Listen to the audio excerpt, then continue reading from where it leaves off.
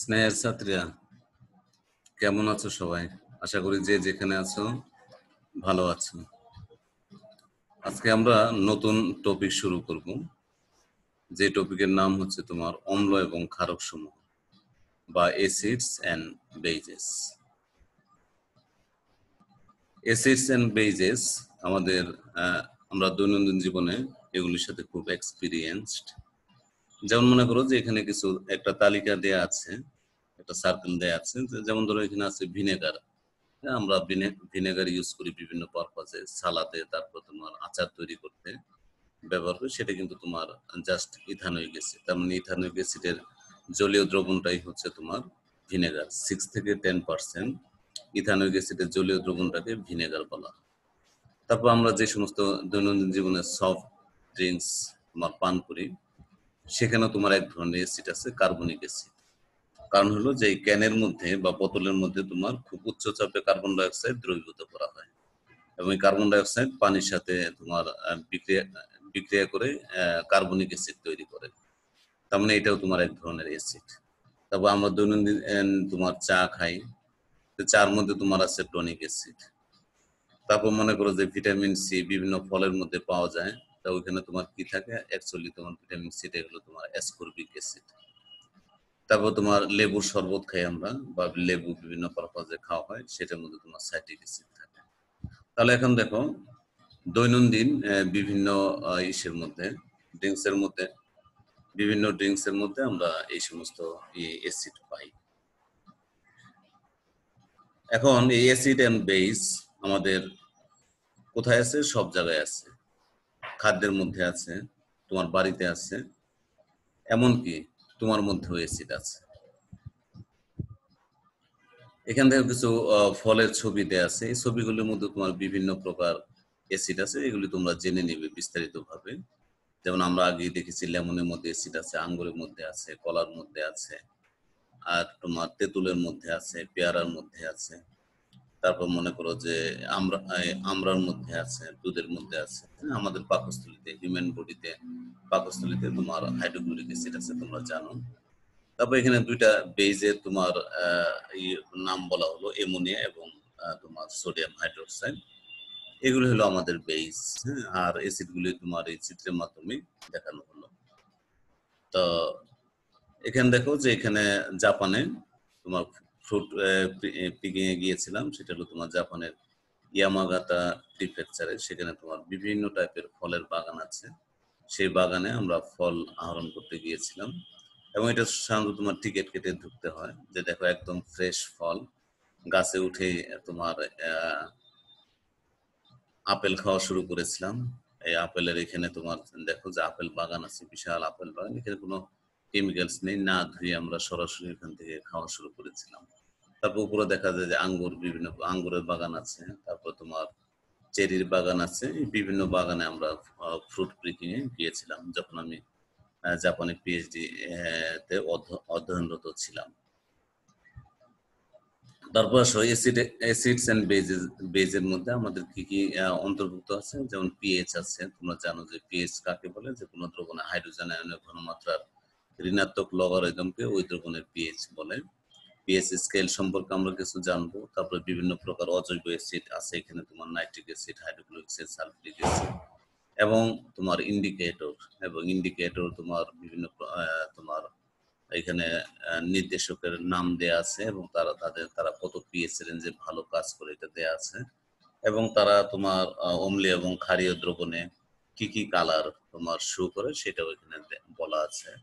তারপর দেখো যে এখানে আমাদের টাইট্রেশনের একটা ইনস্ট্রুমেন্ট দেয়া আছে, ইনস্ট্রুমেন্টেশন। এই টাইট্রেশন আমরা তোমাদের প্র্যাকটিক্যালেও দেওয়া হবে। এই টাইট্রেশন তোমরা নিজ হাতে করবে ল্যাবরেটরিতে। এই হলো আমাদের মোটামুটি এরই মধ্যে আমাদের টপিকটা সীমাবদ্ধ। এখন আসো আমরা অ্যাসিড এবং বেস তোমার কাকে বলে আমরা এটা জানবো। তো এখন মনে করো যে অ্যাসিড কাকে বলে, যে সমস্ত পদার্থ জলীয় দ্রবণে হাইড্রোজেন আয়ন দেয় তারা হলো অ্যাসিড, এবং যে সমস্ত পদার্থ জলীয় দ্রবণে হাইড্রোক্সিল আয়ন দেয় তারা হলো তোমার ক্ষারক।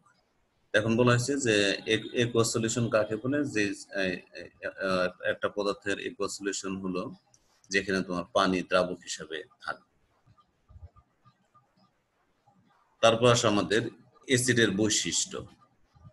অ্যাসিডের বৈশিষ্ট্য সম্পর্কে তোমরা অলরেডি জানো। অ্যাসিডের বৈশিষ্ট্য কি? সে টক স্বাদযুক্ত। তারপরে কি হয় তোমার, সে নীল লিটমাসকে লাল করে। এবং আমরা যখন লেবুর শরবত খাই তখন কি আলটিমেটলি তোমার সাইট্রিক অ্যাসিডিক খাই, এবং সেটা তোমার টক স্বাদযুক্ত। তারপর আসো আমাদের বেজের বৈশিষ্ট্য। হ্যাঁ, বেজের বৈশিষ্ট্য কি? এটাও তোমাদের জানা আছে। এটা তোমার তিতা স্বাদযুক্ত। তারপর এটা এটা যদি আমরা ফিল করি তাহলে তোমার স্লিপারি। স্লিপারি মানে পিচ্ছিল। যেমন আমরা সাবান দিয়ে যখন কাজ করি তখন কি হয়, যে পিচ্ছিল হয়ে যায়। কারণ সাবানের মধ্যে জানো যে তোমাদের অতিরিক্ত সোডিয়াম হাইড্রোক্সাইড বা ক্ষার আছে, যার জন্য এটা পিচ্ছিল মনে হয়। তারপরে আসো আমাদের যেটা তোমার লাল লিটমাসকে নীল করে। এই হলো মোটামুটি তোমার বেজের জেনারেল বৈশিষ্ট্য। তো আরো অনেক বৈশিষ্ট্য আছে, সেগুলি বিস্তারিত ভাবে তোমরা লিটারেচারে লিটারেচারে দেখবে। তারপর আসো আমাদের যে এই অ্যাসিড এবং বেস সম্পর্কে তোমার অনেকগুলি মতবাদ আছে। হ্যাঁ, তার মানে এক এক বিজ্ঞানী অ্যাসিড এবং ক্ষারকে এক একভাবে সংজ্ঞায়িত করেছেন। বিভিন্ন মতবাদ প্রচলিত আছে। এখানে আমরা মেনলি 3টা মতবাদ নিয়ে কথা বলবো। সেটা হলো, 1 নম্বর হলো তোমার আরহেনিয়াস মতবাদ, 2 নম্বর হলো ব্রনস্টেড লাউরি মতবাদ অথবা তোমার প্লুটোনিক মতবাদ, তারপরে লুই মতবাদ। এই 3টা মতবাদ আমরা বিস্তারিত দেখব পরবর্তীতে। এখন আসো আমাদের আরহেনিয়াস মতবাদ।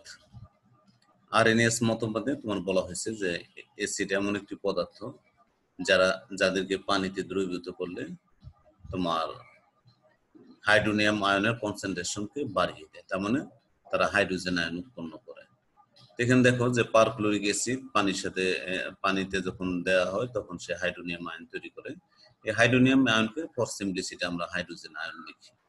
এখানে তোমার 6টা অ্যাসিডের, শক্তিশালী অ্যাসিডের নাম বলা, সংকেত দেওয়া আছে: hydrochloric acid, hydrochloric acid, hydroiodic acid, nitric acid এবং পারক্লোরিক অ্যাসিড, সালফিউরিক অ্যাসিড।